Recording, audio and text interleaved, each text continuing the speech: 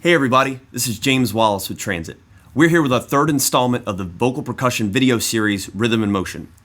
Transit today is here in Centerville, Ohio, where we're getting ready to do a performance tonight on Valentine's Day with a great group from this high school, Forte. We've seen a lot of them on YouTube, I've seen them on Facebook. They're a really cool high school group. And we've actually just come from Providence, Rhode Island, where we performed at Liquid Fist's Amplify Acapella Festival. It was a great festival. We met a lot of cool people, saw a lot of cool groups, and a highlight, we got to actually perform with Duende. And if you guys haven't seen Duende, you got to check them out right now.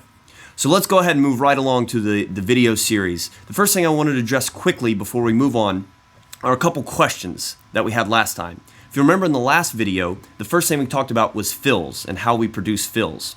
So I wanted to make sure that you guys know when thinking about practicing and learning vocal percussion, your fills, your solo things, all that should be secondary in consideration to fulfilling the role of a vocal drummer, making sure you establish good tempo, good rhythm, good groove. Once you get all that in place, then you can move on to the complicated fills and the complicated solo work that a lot of vocal percussionists want to get right to.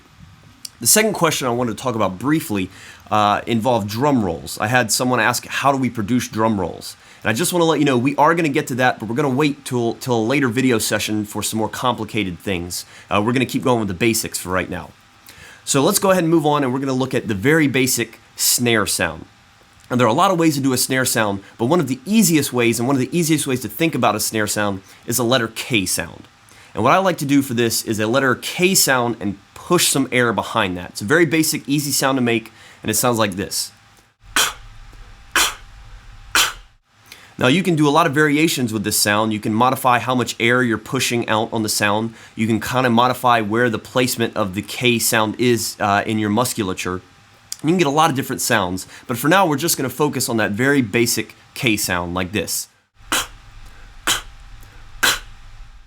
Now, with the K snare, there's not a lot of really complicated patterns you can do to work on it, but you can do some very basic things to work on the sound itself and work on the consistency of the sound. So a very basic pattern you could do with this sound to practice something like this.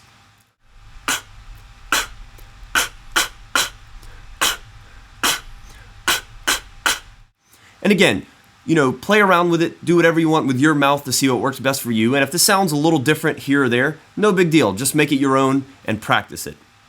Now, before we leave you for this video, I want to just put that very simple K sound into a very simple pattern with the kick drum and the hi-hat we've worked on in the last two videos. It's going to be a very simple pattern. If you've already got those two sounds more or less down, go ahead and throw them in and see if you can keep up with this pattern and practice it as you can.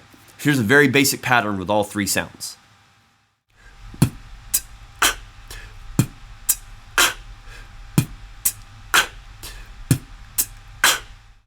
You'll notice I've taken a breath where that second hi-hat sound could go, but if you don't need to do that, you can go ahead and put that second hi-hat sound in.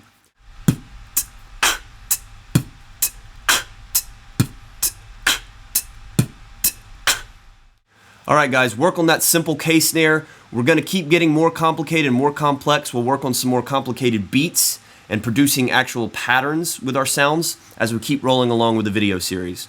For now, this is James Wallace with Transit from Centerville, Ohio. We'll see you guys next time.